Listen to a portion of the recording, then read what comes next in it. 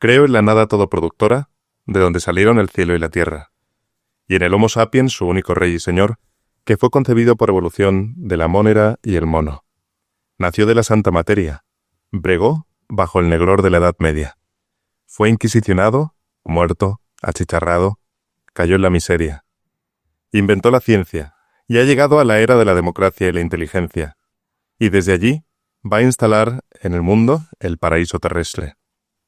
Creo en el libre pensamiento, la civilización de la máquina, la confraternidad humana, la inexistencia del pecado, el progreso inevitable, la putrefacción de la carne y la vida confortable. Amén. Del credo del incrédulo, de Leonardo Castellani. Bienvenidos al Club Dalroy. Nos acaba de leer este texto tan divertido que a mí me hace mucha gracia, la verdad. Nuestro querido Ignacio Pou, la voz del Club Dalroy. Para todos aquellos que nos escucháis ya lo sabéis. Y junto con Nacho nos acompaña también Javier Rubio Ípola, el doble doctor del Club Dalroy, nuestro tomista de referencia y ese espíritu de elfo en el cuerpo de un orco. Así que nada, me alegro de tenerte aquí a mi lado, Javier, para llevar a cabo una actividad que nos han invitado. Estamos con un montón de alumnos, nos ha invitado la Sociedad Contempla, Sociedad de Alumnos Contempla, que es una sociedad de alumnos de la Universidad Francisco Vitoria, bajo una pregunta. Dijo, vamos a hablar sobre esta pregunta. La pregunta sería algo así como, ¿espiritualidad sin religión? Y el estrado lo tiene nuestro capitán Dalroy, que es ese belga que no ha pisado Bélgica más que por casualidad, ¿no? Con un pasaporte engañoso, sus credenciales también cuestionables. Y sin embargo, pues de los aquí presentes probablemente es el más competente para tratar esta cuestión, porque pues él se abandonó a Kierkegaard, lo dejó ahí tirado como basura fuera, sin valor, y ahora se dedica a hacer fenomenología de la religión, que también está bien, a ver, no está mal. Siempre, no deja de ser una fenomenología, ¿no? Pero bueno, es fenomenología de algo que merece la pena estudiar. Y vamos a hablar sobre espiritualidad sin religión, que es un tema, claro, vivimos en una sociedad que yo creo cada vez ha abandonado más la cuestión religiosa y nos encontramos un poco en esa tesitura de una juventud y de una sociedad que abandona un poco el camino de la práctica religiosa, abandona el camino además lo ve un poco como algo tradicional, como algo superado, normalmente vinculado a una moralidad que ha quedado ya superada también. En muchos casos arropada en una especie de espíritu cientificista, ¿no? Es que ¿cómo voy a creerme yo que Dios existe? ¿Cómo voy a creer que, yo qué sé, las cuestiones de los ángeles y, ¿no?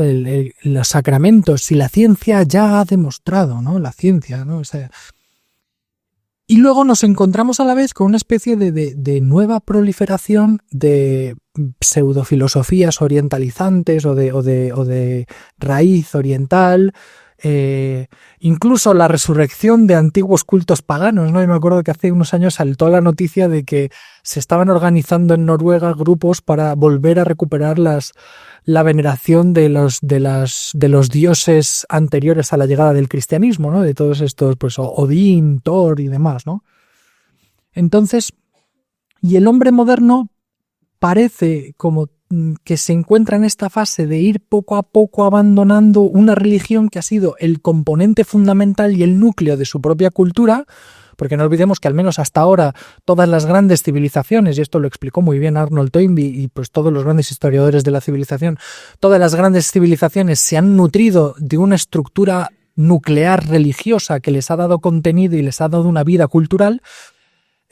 Hoy parece que estamos intentando privar a la civilización occidental de esa religión que hasta ahora le ha dado su sentido y le ha dado su valor nuclear cultural. Entonces, la cuestión es, ¿esto para empezar es posible? Y si es posible, ¿cuál es el sustituto? ¿Cuál es la alternativa, ¿no? O sea, yo cuando vi la pregunta, lo primero que fue, o sea, hablando con vosotros en un café previo, decíamos, bueno, pero hay que partir un poco de los datos. Y efectivamente, como dice Javier, los datos están. Estuve viendo algunas estadísticas, algunas encuestas que se han hecho por ahí de algún think tank español o también americano y tal. Y llegué al Pew Research Center, que es un supuesto, al menos, think tank neutro en cuanto que ofrece datos y tal. Y ahí aparecían claramente un montón de encuestas que mostraban de alguna manera el declive de la práctica religiosa. También caí en un podcast. A mí hay un podcast que sigo, que me escucha mucho, que se llama Let's Talk Religion, que es un señor que sobre todo habla del mundo islámico, pero de vez en cuando habla de otros temas. Y aquí entrevistaba a un antiguo profesor suyo de una universidad también de Noruega, que se dedicaba a estudiar, o está dedicado actualmente a estudiar la religiosidad, o mejor dicho, la espiritualidad de cierta juventud en estos países nórdicos, ¿no? Y entonces, claro, hablaba, por ejemplo, del caso de Suecia, donde en algunos lugares de Suecia, en algunas provincias, tal, más o menos el 85% de las personas se declara no religiosa, que no quiere saber nada con la religión, etc. El 85% en algunas zonas, ¿vale? Y sin embargo, también allí encontraba lo que este autor llamaba una especie de religión de la naturaleza, o religión natural.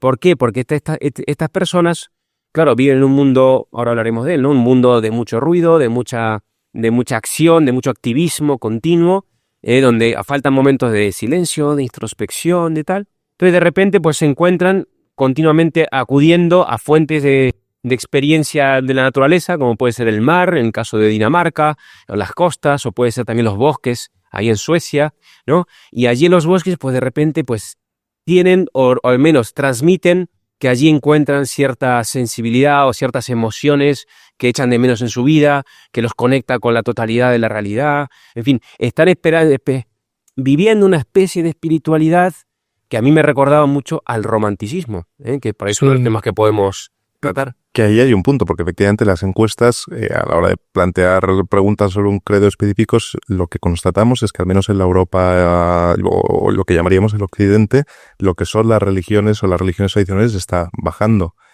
Pero lo que encontramos como alternativa es un montón de manifestaciones de lo espiritual que no necesariamente van asociadas a los fenómenos extremos, ¿no? Porque parece que cuando hablamos de espiritualidades sin religión, parece que nos vamos ya automáticamente a los cultos druídicos, al satanismo, al New Age, ¿no? Pero de hecho hay que decir, en la medida en que entendamos que la espiritualidad no es una actividad, sino una condición de la persona, la pregunta es de qué manera se está manifestando en cada uno de los ámbitos de la vida y del actuar y del interactuar personal en el mundo, ¿no? De qué manera, porque las religiones tradicionales está muy claro, ¿no? Que la tradición impregna toda la vida. Y impregna desde el comer, hasta el acto del nacimiento, hasta la muerte, hasta el consumo, hasta cómo hay que matar al animal que me voy a comer unas horas después. Esto sigue estando presente en nuestra cultura. Sí. La cosa es que ya no hay una fórmula reconocible, ya no hay una fórmula socializada, sino que está proliferando multitud de fenómenos que habría que ver si somos capaces de recoger o de reunir bajo paradigmas culturales contemporáneos, ¿no? Sí. Y yo por atar las dos cosas que habéis comentado, yo creo que de hecho la gran apuesta de la actualidad o la gran modalidad que parece canalizar la espiritualidad en Occidente hoy en día, de hecho es una especie de espiritualidad inmanentista, es decir, que hemos renunciado a una modalidad religiosa de vivir esa espiritualidad porque hemos renunciado a una trascendencia. Y podríamos hacer una especie de radiografía o una especie de historial de este problema y podríamos irnos hasta el nacimiento de la modernidad, el rechazo a la metafísica y demás, y seguramente podríamos hacer una especie de indagación de cuáles son las causas que nos han llevado hasta este punto. Lo que parece claro es que no podemos renunciar a la espiritualidad. O sea, la espiritualidad es algo constitutivo, es una dimensión humana, es algo constitutivo del ser humano, y además impregna absolutamente toda nuestra vida, toda nuestra forma de relacionarnos con el mundo, con nosotros mismos y con los demás. Pero también es verdad que la modalidad que parece haberse impuesto después del romanticismo, precisamente, yo creo que es la de un rechazo a un principio de trascendencia, a un principio religioso, y por lo tanto buscar esa especie de espiritualidad en modalidades inmanentistas, autorreferenciales, que en el fondo ponen absolutamente toda la responsabilidad de la espiritualidad en nosotros mismos y en nuestra relación puramente material con las cosas que nos rodean. Entonces, claro, divinizamos de una manera retórica la madre tierra, ¿no? Para hablar de un problema que en el fondo no es la preocupación por hacer que la tierra sea más bella y por encontrar un significado, un sentido profundo, sino por descifrar cuál es la mejor manera de relacionarnos nosotros con ella, ¿no? Entonces, en el fondo terminamos encerrados en una especie de espiritualidad inmanentista. Yo creo que estas son las dos claves. y autorreferencial, tremendamente autorreferencial, donde ya no hay un otro con mayúsculas que sea el refugio de una búsqueda de sentido, ¿no? Sino que son, en el fondo, es volver al uno mismo o a los otros con minúscula en el mejor de los casos. A ver, yo aquí me pararía primero en destacar que esa espiritualidad, o sea, que late en el corazón del hombre, pues un deseo que está metido ahí, que tú dices, no, forma parte constitutiva del ser humano, de la dimensión humana, ese deseo de encontrar un significado, por ejemplo, a su vida. A mí me encantaba esta entrevista que le hacían al profesor noruego, porque las cosas que contaba de entrevistas que había hecho personas que encontraban en los bosques, paseando solos y tal, pues muchos tendían primero, tienen preguntas, tienen duelos, tienen heridas que tienen que encontrar como una respuesta. Y luego, por ejemplo, no sé, gente donde encontraba en los pequeños senderos, pues pequeñas metáforas para entender su propia vida como un camino. O sea que, a pesar de no tener supuestamente una religión, están mirando el mundo y entendiéndose a sí mismos desde estas categorías que en el fondo son categorías de la estructura religiosa, ¿no? Pero aparte de eso, claro, tú dices, es inmanentista y autorreferencial. Claro, yo creo que igual sería interesante ver de dónde viene esto, porque no es una cosa espontánea. Esto de espiritualidad en religión parece que es como una cosa nuestra, pero realmente se lleva como caldeando desde hace por lo menos 3 siglos, ¿no? Desde la Ilustración, esto que hemos comenzado leyendo al principio, ¿por qué lo hemos traído aquí? Pues hemos traído el credo del incrédulo. Primero porque la Ilustración viene a decir esto. La Ilustración tiene todo un mapa de creencias y de dogmas, por ejemplo, ¿no? Esto de la inexistencia del pecado, el progreso inevitable, la putrefacción de la carne, la vida confortable, todas estas cosas son de alguna manera pues una forma paródica de presentar las verdades de la Ilustración, la ciencia como una especie de sumo sacerdote, ¿no? de la propia religión ilustrada. ¿Qué ocurre con esta religión ilustrada, con esta propuesta de mirar el mundo de una forma absolutamente cuantificable y cuantitativa, y meramente cuantitativa, ¿no? O experimental? Pues que surge también al lado de la Ilustración el romanticismo, ¿no? Y ese romanticismo de un Sturm und Drang, en principio en Alemania, de un Goethe, de tal, que lo que hace es llevar a de vuelta, oye, habéis abandonado la esfera de los afectos, la esfera de los sentimientos, la esfera también de lo misterioso que tiene el mundo. Todos entendemos que hay algo misterioso en el mundo, en la medida que somos capaces de romper con estos aparatos, ¿no? Con el móvil y cosas así. Pero todos intuimos que hay algo que no alcanzamos a entender, que hay algo más allá de mí, que hay algo. Y yo creo que eso es algo para poner en valor también. O sea, que el hombre tenga esta cuestión candente dentro de sí. Sí, pero para mí eso me parece que forma parte de la dimensión espiritual, o sea, y eso no podemos renunciar. Pero es que eso lo podemos ver también en el consumismo capitalista, en cierto modo, ¿no? Muy depauperado, pero está ahí. O sea, el deseo del ser humano por encontrar sentido a su vida, y que lo único que puede dar sentido a su vida pues es el iPhone que va a salir el próximo mes, ¿no? Y hay toda una especie de celebración cristiana. Claro, Black Friday. Efectivamente, pero que nos habla de una estructura propia del ser humano que busca dar razón y dar sentido, o quien vive un poco su vida arrastrándose de semana en semana para llegar al fin de semana y celebrar una fiesta y esa discoteca, y que en el fondo la estructura es lo mismo. ¿Qué es lo que pasa? Yo creo, y eso es a lo que yo me refería con el inmanentismo, que es una enfermedad moderna, es que ya, y esto es característico de la Ilustración y del romanticismo, que no hay un interés metafísico y por lo tanto no hay un interés teológico.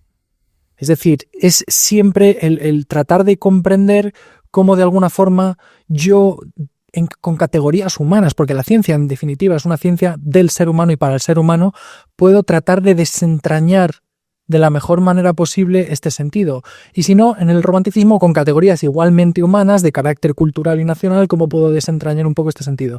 Pero sin el verdadero interés o al menos sin la verdadera posibilidad de que haya algo más detrás de eso.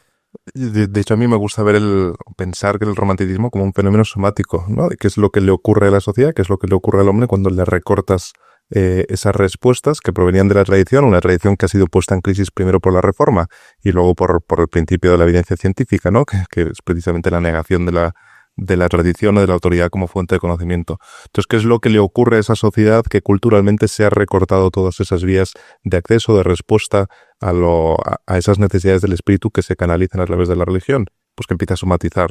Y a mí me gusta mucho una imagen de una obra de Hölderlin, una de las versiones del Empédocles, en el que él presenta a Empédocles, ese filósofo presocrático, como un poeta, como un filósofo que, incapaz de capturar en sus palabras la belleza de la naturaleza, se arroja al fuego del volcán Etna para fundirse con esa naturaleza que no puede atrapar en sus palabras, que no puede atrapar en su ciencia, ¿no?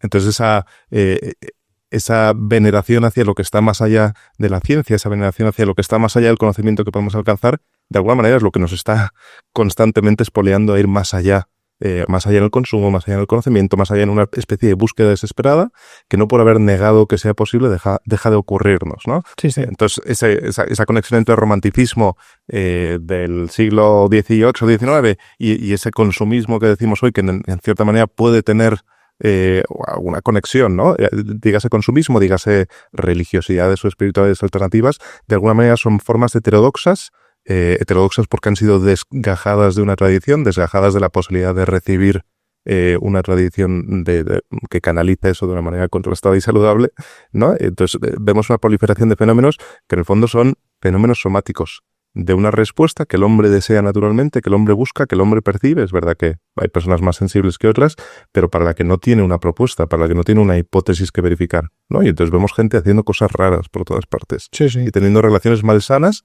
que en el fondo lo que están pidiendo es sálvame.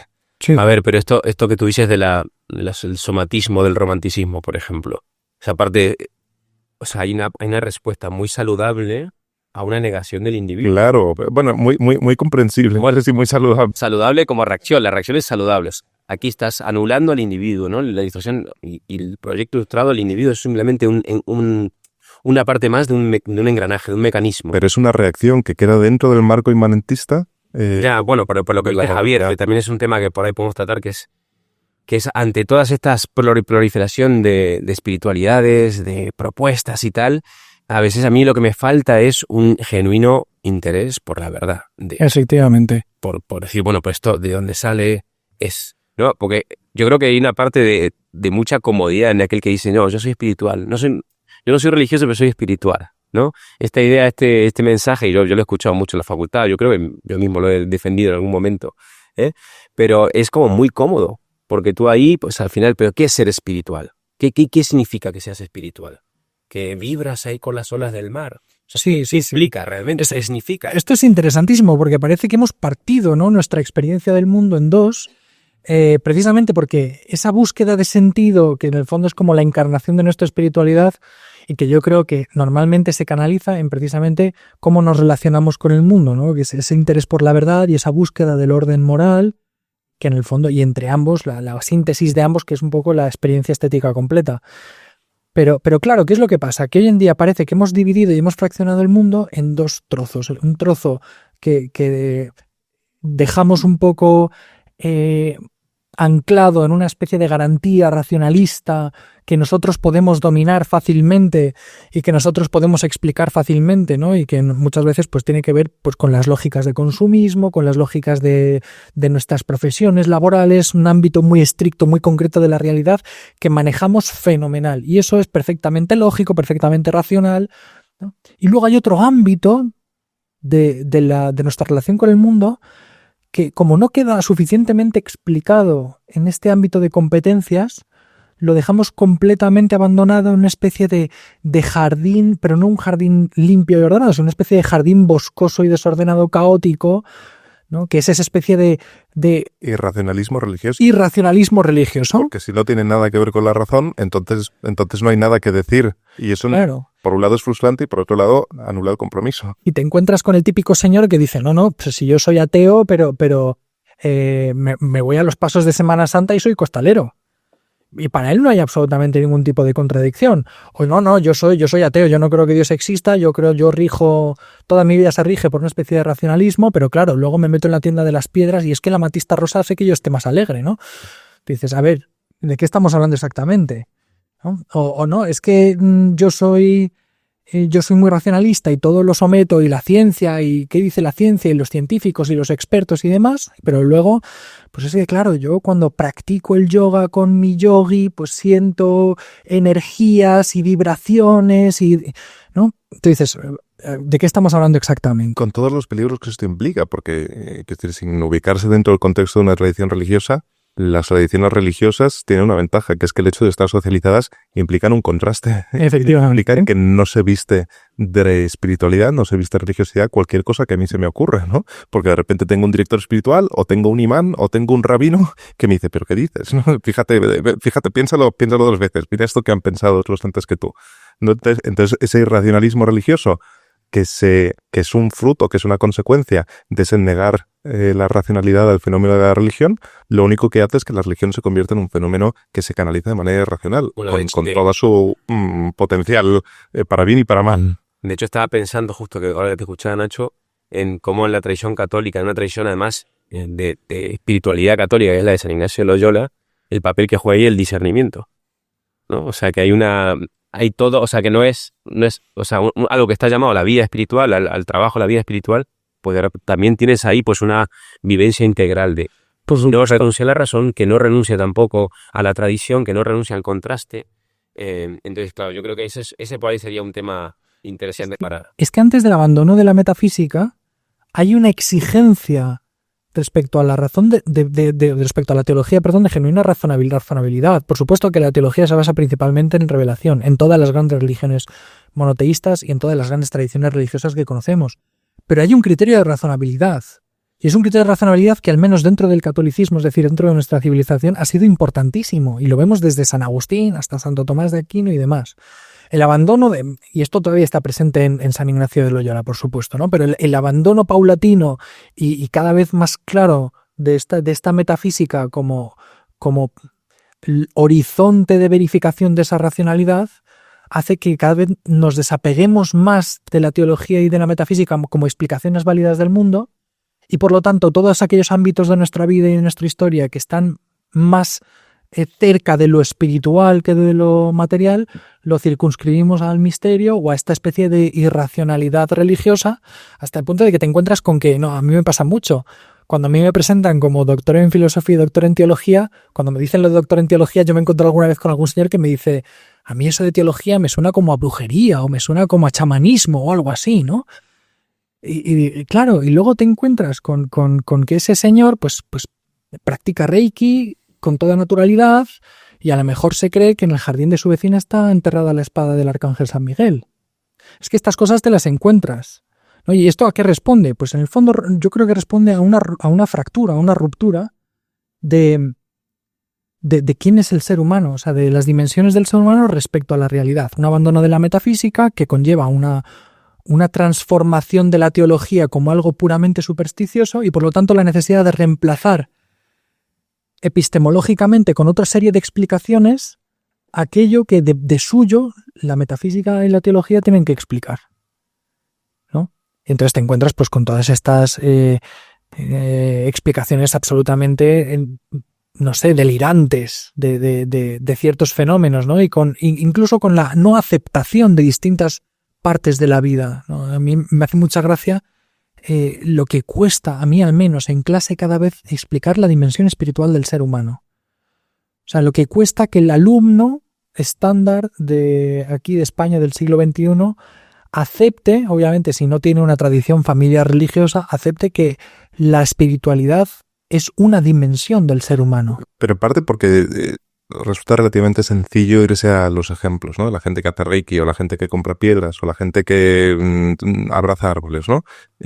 Pero de hecho hay mucha gente que no hace eso y también hay una dimensión espiritual operante en su propia vida, ¿no?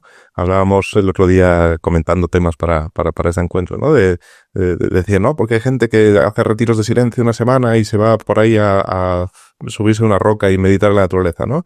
Y decía, bueno, eso hay gente a la que efectivamente le gusta o le da una esperanza o es una forma de canalizar esa necesidad espiritual, ¿no? Pero hay otra cantidad de gente no poco o no desdeñable en ningún caso a la que eso le generaría ansiedad y agobio, ¿no? Es decir, ¿cómo voy a estar desconectado, ¿no? Ese fenómeno que los psicólogos han empezado a llamar nomofobia, en el fondo es una dependencia de un ámbito de sentido que da respuesta a mis expectativas, a mis necesidades, que es la idea de que en la medida en que permanezca conectado, de que en la medida en que siga en la carrera por alcanzar el siguiente ascenso en la consultora en la que estoy, es decir, hay un montón de ámbitos de la vida, hay muchísimos ámbitos de la vida humana que aparentemente no tienen nada que ver con lo espiritual y que son depositarios de una esperanza, que son precisamente el modo en que proyectamos nuestra vida y damos sentido a todos nuestros actos. Y eso es una actitud solamente al alcance de un espíritu. Sí, sí. Es más, hay una tendencia a ritualizar esto. O sea, el hecho de que estemos hablando precisamente de cómo estas empresas han estructurado un itinerario de crecimiento en distintos pasos, pues nos habla en el fondo de que hay una ritualización o que responden a una ritualización, distintos ritos de paso, ¿no? Que esto es algo que está completamente introducido en el dinamismo de la vida humana. Yo me acuerdo también, por ejemplo, literalmente entrar en un Apple Store reproduce la experiencia de entrar en un templo. Y te encuentras que hay sacerdotes que están ahí dispuestos a explicarte, ¿no? A conectarte, ¿no? Y incluso hay una especie de pasillo central normalmente, ¿no? Que es que todo trata de reproducir algo que está en nuestra naturaleza, que responde a una exigencia natural que a la vez tienen una forma de representar el tiempo y del espacio que en el fondo es religiosa. Y por eso hay también una ritualización. Hay las nuevas fiestas, ¿no? Estamos a las puertas de celebrar Halloween, que es una fiesta importada. Black Friday, que es la fiesta del consumismo, el Blue Monday, y que además es que los hemos adoptado con el nombre en inglés, que esto me molesta más todavía, ¿no? Pero que en el fondo terminan sustituyendo, ¿no? Ahora se habla de Semana Blanca, se empiezan a hablar de fiesta de primavera, para sustituir fiestas que tenían un significado religioso, originalmente religioso, ¿no? Las fallas de San José, ¿no? Allá en el Secura de San José en Valencia, pero las fallas tenían que ver con San José y el hecho de que San José era carpintero. Y hemos poco a poco ido abandonando el significado religioso, pero seguimos celebrando las fiestas. Que las necesitamos. Porque las necesitamos. Pero eso a nivel estético y a nivel ético. Es decir, porque aquello en lo que ponemos nuestra esperanza, aquello en lo que fijamos como hitos, por así decirlo, en nuestro mapa del mundo, determina también nuestros valores, ¿no? Entonces, y vemos como el valor de la eficiencia se llega a imponer en las personas que ponen su esperanza espiritual, su esperanza religiosa en el mundo del trabajo, en el mundo del consumismo, determina una escala de valores concretas, ¿no? Hasta el punto de que nos encontramos que una buena parte de la sociedad somete a su propio cuerpo, somete a su propia salud a un estrés precisamente para tratar de alcanzar ciertos valores, ciertos ideales, ciertos estándares de perfección en los que ponen sus esperanzas que podemos llamar salvíficas. Entonces tenemos gente que va a trabajar completamente dopada de antidepresivos, de ansiolíticos, porque no puede permitirse, porque su esperanza está basada en la posibilidad de alcanzar un punto concreto en el mapa que podemos calificar con todas las letras de una esperanza religiosa. A mí me gusta mucho el ejemplo de este, Nacho, que me diste el otro día, que ahora lo has mencionado, lo del teléfono. Pues yo siempre digo en clase, estoy hablando de fenomenología de la religión y estas cosas a los alumnos, digo, bueno, pues ya hacer la experiencia de quitaos el teléfono, quitaos Twitter, quitaos Instagram o TikTok o lo que sea, y el móvil, y quitaos el móvil, una semana, y os vais al pueblo del abuelo, ¿no? Y yo diciendo, bueno, pues a ver si ahí tenéis una apertura hacia los ritmos naturales, las estaciones, no sé cuánto, para ver si podéis llegar a entender por qué las sociedades agrícolas antiguas se organizaban de esta manera.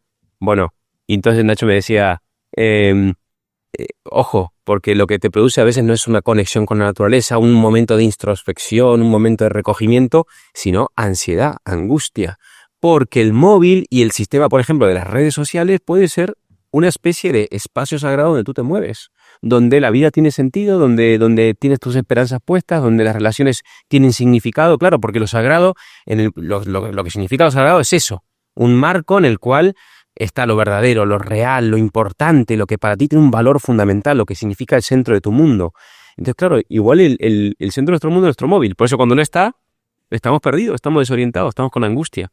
Lo cual habla de que a pesar de que aparentemente no hay religiosidad, pues igual vivimos religiosamente. Sí, de todas formas también, por otro lado, hay que ver hasta qué punto podemos aguantar en esta lógica, porque no es para lo que estamos hechos, ¿no? Yo siempre recuerdo en el comentario de Tomás de Aquino, el Salmo 8, ¿no? Tomás de Aquino dice que el ser humano es quasi horizon et confinium, como un horizonte y confín entre lo espiritual y lo material, ¿no? Entonces, ¿qué es lo que pasa? Claro, uno dice, bueno, pues entonces estamos en la mitad, está bien, podemos un poco nutrirnos de las dos y no pasa nada. No, al revés, ¿no? De hecho, en absolutamente cualquier lógica metafísica sana, siempre es el principio superior el que explica y da sentido a los principios inferiores. ¿no? Cuando hablamos, por ejemplo, de que el alma humana o que el ser humano es un cuerpo espiritual, tiene una dimensión corpórea y una dimensión espiritual, es el espíritu el que le da forma al cuerpo, ¿no? Es la dimensión superior, ontológicamente superior, la que explica y justifica la inferior. Entonces, de hecho, nosotros estamos hechos para las cosas espirituales. Y el ubicar lo sagrado en lo inmanente no es satisfactorio. De hecho, yo creo que por eso precisamente tenemos que compensar con antidepresivos, con consecuencias dramáticas, porque muchos hemos dado clases de antropología y hemos podido hablar con alumnos, y muchos alumnos con 20 años llegan ya con falta de esperanza. Porque en el fondo la manifestación de alguna clase de espiritualidad implica algún tipo de esperanza.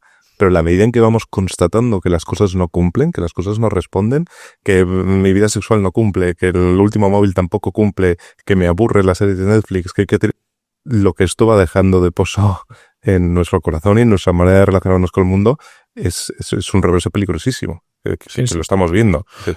De hecho, es la primera causa el suicidio, ¿no? La primera causa de muerte en España entre los 18 y los 25 años, o la segunda, o algo así. Uno desearía que los alumnos tuviesen esperanza en el último iPhone con tal de que lo concluya. Claro, pero el problema es que eso no nos satisface, esa es la cosa. Y también por esa inmanencia que tiene, esa dinámica inmanente de este tipo de aproximación al mundo, porque al final lo que uno busca es siempre a sí mismo, siempre se está en esa autorreferencia, buscando sentir más experiencia, sentir más intensamente, vivir esto que me no sé qué, ¿no? Entonces te estás buscando a ti y eso te impide relacionarte con lo otro, con una alteridad, con salir de la inmanencia, buscar hacia lo trascendente, a lo que está más allá de ti. Y yo creo que eso es parte también de la falta de esperanza, claramente. Y es muy interesante porque cuando uno se mete a ver, por ejemplo, nuevas corrientes de filosofía, ¿no? ¿Hacia dónde va la filosofía? Pues uno te das cuenta de que hay una de las principales vertientes hoy en día de la filosofía que tiene que ver con la relación mente-cerebro, las neurociencias y demás, y que va muy orientado precisamente al tratar de explicar de una manera inmanentista estos dinamismos espirituales del ser humano.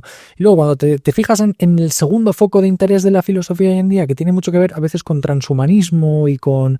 Bueno, pues en el fondo es de nuevo volver a construir utopías en este mundo, ¿no? Volver a construir la utopía de una eterna juventud, volver a construir una utopía de una vida eterna con un estado de bienestar. Es que son todo promesas que buscan satisfacer una sed, una esperanza, pero que se realizan de una manera, yo creo, al menos desde mi punto de vista, obviamente, insuficiente en este mundo, ¿no? Entonces te encuentras, pues, claro, pues los grandes referentes culturales, ¿no? Que podrían ser, por ejemplo, actores de Hollywood y que con 65 años tienen la piel de un chico de 20, ¿no? Y eso se plantea como un ideal, ¿no? Y como algo que resulta satisfactorio. Y cuando eso en el fondo no es una respuesta real y satisfactoria a los problemas que tenemos o a la sed que nosotros tenemos, que es una sed de salvación mucho más grande, que supera con mucho eso, ¿no? Y esa especie de lógica que uno ve en las principales orientaciones donde se está metiendo dinero en la filosofía hoy en día, pues a mí me parece que habla precisamente de eso, de una especie de búsqueda incansable por satisfacer esta sed espiritual que pasa por renunciar a la dimensión espiritual del ser humano, paradójicamente, y que es un poco como una no sé cuál sería la imagen, pero vamos, pollo sin cabeza, que va intentando picar por todos lados porque no encuentra nadie y tiene la urgencia de encontrar una respuesta ante la oleada de suicidios, ante la oleada de depresiones, ante la oleada de ansiedades, que son las grandes epidemias, yo creo, de nuestro siglo. Y hemos visto cómo se ha ido, porque la crisis de la autoridad de las grandes religiones no ha sido sucedida sin más por el momento en el que nos llevamos, en el que estamos actualmente, desde el punto de vista cultural. Quiero decir que la esperanza se ha ido mutando y hemos visto cómo durante una época ha estado puesta en el Estado, en otro momento ha estado puesta en la ciencia, ahora parece que incluso la ciencia parece entrar en crisis, salvo por los transhumanistas, y entonces parece que ya la esperanza se coloca en mí y en mis propias fuerzas y en mi capacidad de relajar el mundo a mi medida. Sí, que la esperanza se ha ido desperdigando precisamente porque todos los proyectos anteriores han fracasado. Que no es que las tradiciones religiosas estuvieran ocultándonos, no, es que en cuanto han desaparecido, lo que hemos ido es depositando esperanza en cosas que históricamente han ido entrando en crisis, ¿no? Y ahí tenemos el periodo de las grandes ideologías del siglo XX como el momento en el que colapsa, ¿no? Y nos damos cuenta de que hemos creado un monstruo y ahí es donde la política se vacía, por así decirlo, de su esperanza salvífica, aunque esto está volviendo a recuperarse por un olvido histórico imperdonable.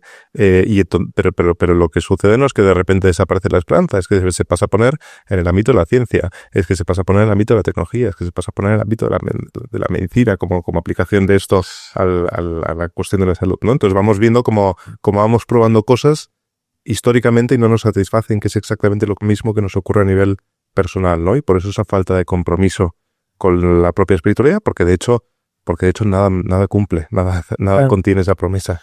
Y que la respuesta aparentemente satisfactoria viene por la aceptación de un otro con mayúsculas, ¿no? Y eso es un poco trampa que lo introduzcamos aquí, pero es que es verdad que da la sensación de que el hombre se empeña por llevar la piedra a hombros hasta la cumbre de la montaña para volver a caer una y otra vez, no esa especie de esfuerzo que lo único que hace es frustrarnos cada vez más, buscar a veces soluciones más locas y más desapegadas de la realidad. Fuertes. Cuando a lo mejor la solución pasa por descubrir que tú no tienes que ser el salvador de ti mismo, que no tienes que hacerte responsable, ¿no? Es decir, el aceptar que hay otro, con todos los mecanismos además anejos que tiene un sistema religioso, como puede ser el que tú dijiste antes, la vivencia comunitaria, ¿no? Que también nos ayuda a controlar y a normalizarnos, ¿no? El hecho de que, pues eso, tengas una persona que te diga que a lo mejor lo de buscar la espada del arcángel San Gabriel en tu jardín no es lo más sensato del mundo, ¿no? Y que hay una racionalidad, hay una pretensión de racionalidad, de razonabilidad, ¿no? Y que además la religión tiene te ayuda a ordenar tu vida y por lo tanto a escapar del caos, ¿no? Y te da criterios morales, que son además criterios morales justificados y fundados, no son arbitrarios, no son subjetivos, no son relativos. Es decir, todas aquellas... Parece que la medicina adecuada a todos los problemas que identificamos en esta especie de búsqueda desaforada de formas de espiritualidad huecas se responden precisamente dentro de un sistema religioso. No, y de hecho basta con que tú intentes profundizar con aquella persona que dice, no, yo soy espiritual, pero no soy religioso, pues profundizar en, bueno, ¿eso qué significa? ¿Qué implica? ¿No? Porque si de repente dice, no, pues es que eso significa, pues yo tengo, no sé, imaginaos, una relación, siento que Dios está en todo, que Dios está en la naturaleza, Dios está en el otro, en mi perro, en todo el mundo, pues eso hace que yo tenga una serie de normas morales, bueno, pues si tú ya tienes unas normas éticas claras, unos principios de actuar, de acción, tal, que te comprometen, igual tú no es que eres un espíritu libre, igual es que tienes tu propia religión, pero tienes una religión, porque la religión al final, en ese proceso de socialización y de encarnarse en una realidad, pues acaba siendo, pues eso. A mí una pregunta que no hemos tratado, porque hemos hablado mucho de espiritualidad sin religión, pero no hemos tratado de por qué la religión está como está. Por qué hay un descenso muy grande en todas las religiones del mundo, no solamente en el cristianismo, también pasa en la India, está pasando en China, está pasando también de alguna manera en el mundo islámico, aunque no lo veamos. Pero está pasando también. Entonces, ¿por qué creéis también que sucede este fenómeno? Que me parece a mí también relevante. Porque la necesidad espiritual está, la dimensión espiritual está y aflora por todos lados. Pero, ¿qué pasa? Que no se encuentra en la religión. No quiero hacer spoiler de un episodio que va a salir dentro de poco. Yo creo que parte de la respuesta pasa por decir que a lo mejor las religiones están renunciando a ser lo que deberían ser, ¿no? Y que yo me acuerdo mucho de una experiencia de haber ido con unos alumnos a ver Cambridge y que pues coincidía el domingo y por lo tanto pues íbamos a ir a misa y fuimos con los Blackfriars, ¿no? Con los dominicos, a la misa de los dominicos, que era una misa católica celebrada pues ahí por la comunidad de Cambridge, y era muy gracioso porque saliendo de la misa se me acercaban los chicos y me decían, oye, profesor, qué chula es la misa anglicana, ¿no? Y yo decía, no, si no ha sido misa anglicana, ha sido misa católica. Me dice, sí, qué raro, si no se parece en nada a la misa de mi pueblo. Y digo, ya, pues sí, efectivamente ese es el problema, ¿no?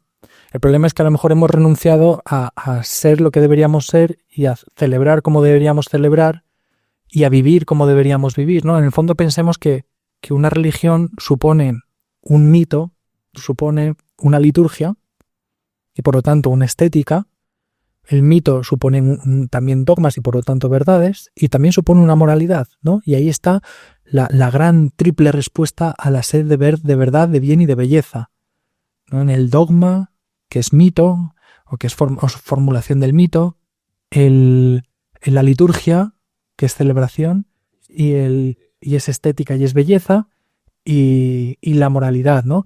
Entonces, yo no me voy a meter con nada ni con nadie, incluso lo podríamos ver en otras religiones, que esto también ha sucedido, pero hemos perdido el sentido de lo sagrado, porque ya no se nos presenta lo sagrado como tal, no hemos perdido ese sentido de tremendum et fascinans, ¿no? De sentirnos atemorizados ante lo divino, pero porque ya no se nos presenta de esa manera. Se nos presenta, pues eso, iglesias que parecen naves industriales, con música que no siempre invita precisamente a la devoción, y a veces te tienes tú que hacer un verdadero ejercicio detectivesco para encontrar el sagrario. Pues es que a lo mejor el problema pasa por ahí, a lo mejor es que la religión ha dejado de ser lo que tenía que ser. Puede ser parte del problema. Sí, si no, si en causas podemos estar aquí horas y horas. Yo estaba pensando también que entre muchas personas que dicen esta frase, ¿no? Yo soy espiritual, pero no soy religioso, yo no pertenezco a ninguna religión, pero me considero una persona muy espiritual. Creo que ha calado muchísimo una idea, que esto es una idea que viene de Nietzsche, pero que realmente aflora en los 70 en ciertos filósofos franceses, que es la cuestión de entender que todo lo que hay en el mundo son poderes que intentan imponerme su relato para sacar de mí algo, ¿no? Entonces la religión como poder, como un poder más. Es que están interesados en mí para sacarme esto. No sé cómo lo veis, pero yo creo que eso sí que ha calado, al menos en la cultura europea occidental. Me parece como una de las grandes éxitos de la filosofía de Foucault, por ejemplo. Justo la relación entre saber-poder, que viene a su vez de esa crisis o esa crítica hegeliana del relato como forma prefilosófica o prerracional del conocimiento, ¿no? De manera que yo descubro que efectivamente la religión tiene una dependencia del relato, tiene una dependencia del mito, y por lo tanto la religión es una forma anticuada, prefilosófica, prerracional de explicar la realidad. ¿Qué es lo que ocurre? Que cuando las propias fórmulas de la racionalidad, en política sobre todo, entran en crisis y se descubren como mitos, entonces la consecuencia es que todo conocimiento humano es reducido al relato, ¿no? Y ahí tienes en Sudáfrica el movimiento Science Must Fall, ¿no? La ciencia debe caer, porque la ciencia es un relato colonialista e imperialista con el que los europeos han querido subyugar a los africanos, ¿no? Claro. Sí, no, pero todo esto, pero yo creo que también en parte para que otro me imponga su relato, genero yo mi relato. Claro. ¿No? Pero esta visión de la sociedad, no sé cómo la digo. Pero eso también en cierto modo implica, yo perdón por volver a barrer para casa, pero es que me parece que también implica una cierta cesión de la religión de su propia naturaleza. O sea, es decir, que hubo un momento en el que la religión dejó de ser religiosa para invadir espacios, ¿no? Que a lo mejor esto responde a un dinamismo histórico natural o a un dinamismo social natural, pero que no se hicieron las debidas distinciones, quizá. ¿No? Y por eso a mí el movimiento de Radical Orthodoxy, por ejemplo, en su propuesta de volver a los padres, de volver a las comunidades cristianas originales, de volver a la vivencia, lo que lo invitaba constantemente el Papa Benedicto XVI, ¿no? De volver a la vivencia comunitaria de estas minorías que... Bueno, pero yo creo que eso, sobre todo, para no caer en un mito de Siodo que se llama el mito de las edades, de que todo tiempo pasado fue mejor. Yo creo que lo fuerte de esto es el aspecto comunitario. Es esto de mirar, porque ahí no hay sospechas. Si tú tienes, yo digo, esta gente es que no tenía amigos. Porque si todo el mundo es alguien que me quiere imponer su relato para dominarme, para cocarme y tal, es que tú no tienes ningún amigo, tío. Claro. A alguien que le mires a la cara y le digas, oye, te conozco, ¿sabes? No me vas a... Pero efectivamente, quiero decir, porque el efecto saludable de la vivencia comunitaria de la espiritualidad, que termina siendo sinónimo de religión, ¿vale? No funciona automáticamente por el hecho de crear una institución marco para todas las personas que de hecho tiene que haber comunidad en el sentido de diálogo, de contraste real, de respuestas reales a preguntas reales. Y que de hecho es lo que nos indica la misma experiencia. O sea, que es que cuando la práctica religiosa, la vivencia de la religión es algo que se vive de manera en una comunidad orgánica, ¿no? Y que se compone y que respeta pues eso, la parte ritual y que la procuran vivir con cómo se debe vivir, que respetan y que conocen bien el dogma, ¿no? Es que ni siquiera tendrían que sería necesario un esfuerzo pastoral, es decir, se contagia estéticamente. Y esto no es una cosa que hayamos visto solamente dentro del cristianismo, es que lo mismo sucede con el Islam. Hoy en día muchísima gente que no encuentra sentido a su vida encuentra en la propuesta del Islam una convocatoria muchas veces de índole moral y estética que les ayuda a ordenar su vida, que les ayuda a comprender mejor, que les da un horizonte de realización personal. Y que lógicamente les hace mucho bien. Y que sí, les hace muchísimo bien y que además los incorpora a una comunidad, ¿no?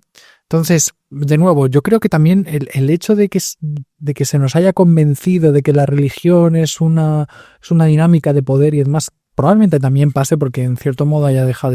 Porque luego cuando tú te metes realmente, que encuentras una comunidad religiosa convencida, que conozca bien el dogma, que conozca bien la práctica religiosa y demás, que te encuentres con escándalos, pues es que escándalos de poder o escándalos de abusos o escándalos de lo que sea, pues es que en el fondo el ser humano es ser humano y la naturaleza humana es frágil en todas sus condiciones, ¿no? Entonces tú dices, pues ya está, no afecta realmente de una forma determinante esa vivencia comunitaria. Al menos esa es mi experiencia personal, ¿no?